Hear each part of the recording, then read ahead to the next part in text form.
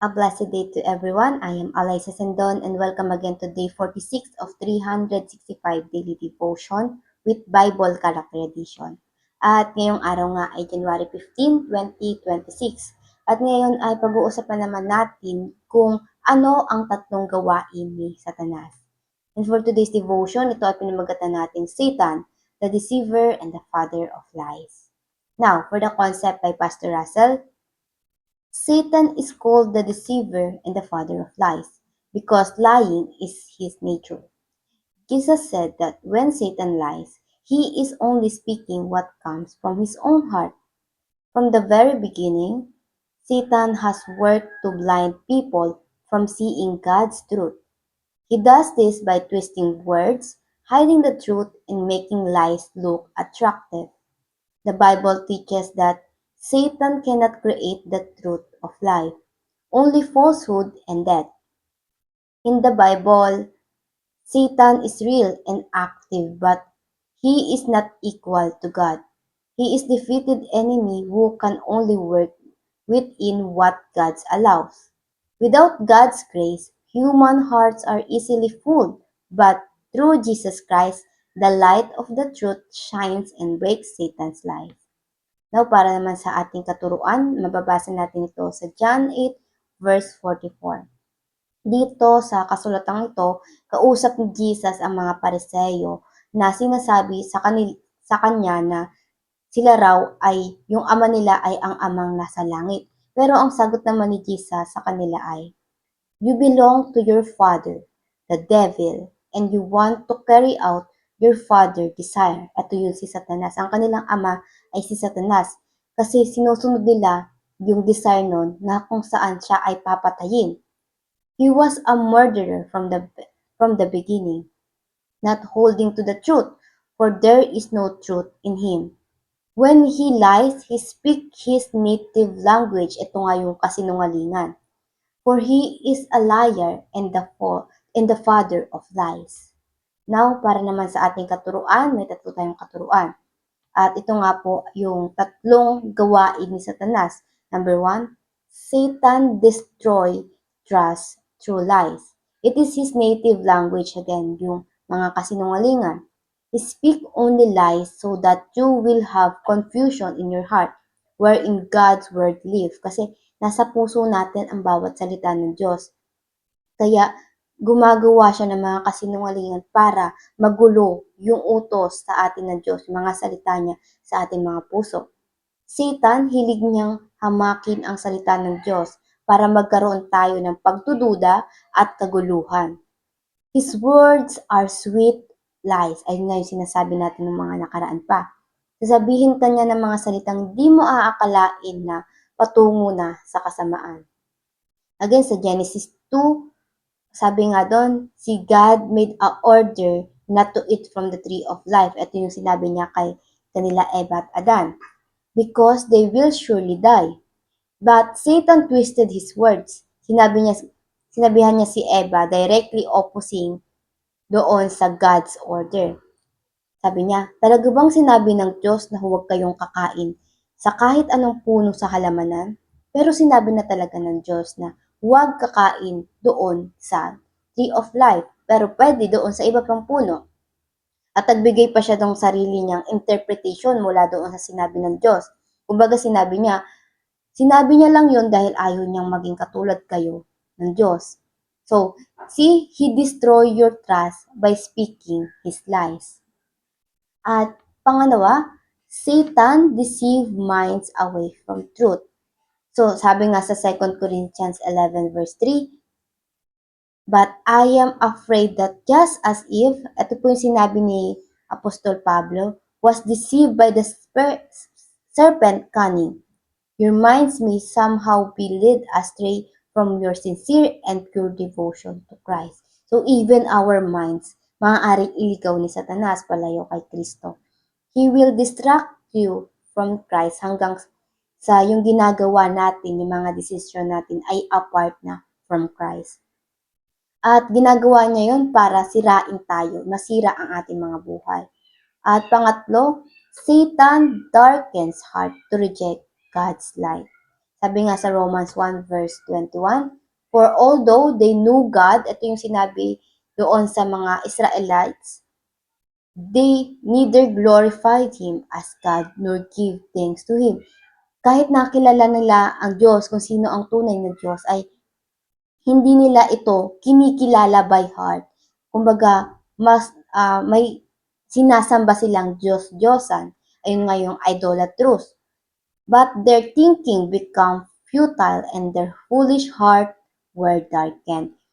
Ito yung sa atin, maraming tao ang kilala ang Diyos. Even yung mga non-believer, kilala nila ang Diyos. Kilala nila ang Diyos, but the work of devil, kilala nila ang Diyos, pero hindi sila yung sumusunod. Kumbaga, alam nila yung bawal, alam nila yung tama at mali, pero doon sila sumusunod sa flesh nila. And this that was the work of devil, to make heart darken. Na kahit alam nilang may Diyos na siyang liwanag sa atin, they will rejected Him because of the comfort of darkness. Ito yung katulad ng alam ng marami anong masama. Yung mga bisyong nakakasira sa katawan, but the comfort it gives make them not to flee from that. Yung comfort na binibigay nun sa atin ay na, pinipili natin na hindi na lang umalis doon kasi nga comfort yun. But again, minsan ang comfort yung naninira sa ating buhay. At paano naman natin ito mai-apply sa ating mga buhay? Number one, depends on God's word as the standard of truth. Kasi si Satanas, again, ginagamit niya rin yung salita ng Diyos, katulad nga doon sa sinabi niya kay Eva at Adan, ay kay Eva nung bago siya kumain doon sa bunga ng puno. Speak the truth but with a lie. So, hindi na siya purong katotohanan. Meron ng kasinungalingan. Again, tinitwist niya yan and make an interpretation para ma-convince ka. But be like Jesus. Noong siya ay tinukso noon ni Satanas, nag-stick siya doon sa salita ng Diyos. He stand on the standard of truth. Nung sinasabihan siya ni Satanas yung mga sinabi rin ni God, nag-stand si Jesus Christ doon sa standard, ayun lang yung susundin niya kung ano ang sinabi ng Diyos. At pangalawa naman, devote time and place to commune with God daily. Maglaan tayo ng oras. It's very important to have time for God. At hindi yung tira-tirang oras sa atin. At ako yun, guilty rin ako doon. May araw na hindi ako nagkakaroon ng oras para manalangin sa Diyos or para magbasa ng kanyang mga salita. Pero binabawi ko naman yun in the next day. And as well place kung saan makakapag-focus ka para ma-absorb mo yung kanyang mga salita. This must be daily, but kung hindi mo pa nagagawa or hindi mo magawa, then make a practice now. Gradually, magiging habit mo rin to at magiging habit mo yung nagko-commune with Christ. He will lead you with the Holy Spirit. At pangatlo, discern the spirit of truth from the spirit of lies. Jesus gave us His Spirit at yung Spirit na yun ang siyang nananahan sa atin. Tayong mga tao kasi ay mahina. The flesh are so weak. At gustong-gusto mag-commit ng pagkakasala. But even Satan has power to deceive you. The Holy Spirit gain greater power to protect you. Kaya't umasa ka na ang Diyos ililigtas ka palagi doon sa tukso na binibigay sa iyo ni Satanas. He wage war against Satan inside you. Kahit araw-araw pa yan, the Spirit doesn't stop to lead you to Jesus and defeat the enemy every day. And by how we can support the Spirit, paano ba natin mapapalakas yung Spirit na nasa atin? Feed it with the Word of God through the faith and insisting to flee from the voice of Satan. At ayun lamang po, bago tayo magtapos, nais ko lamang mag-iwan ng ating pagninilay-nilaya. In what way do we follow the lies of Satan? And what should we do about it? At bago tayo magtapos, let's have a closing prayer.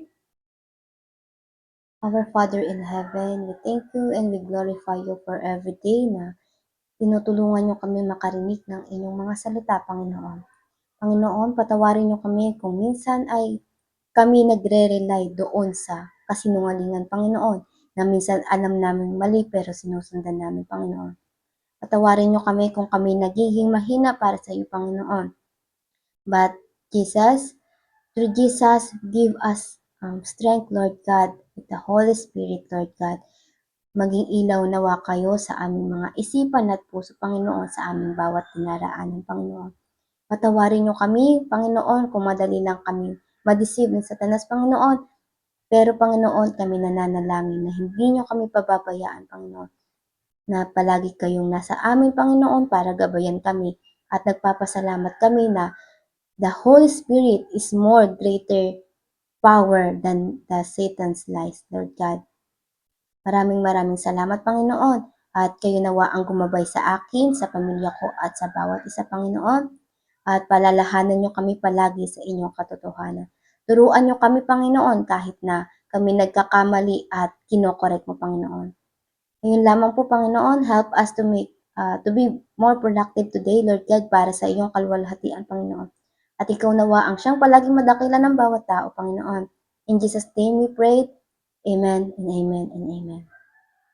At ayun lamang po for today's devotion. I hope marami tayong natutunan at patututunan pa. And I pray na sama-sama sana tayong lumago para sa Panginoon.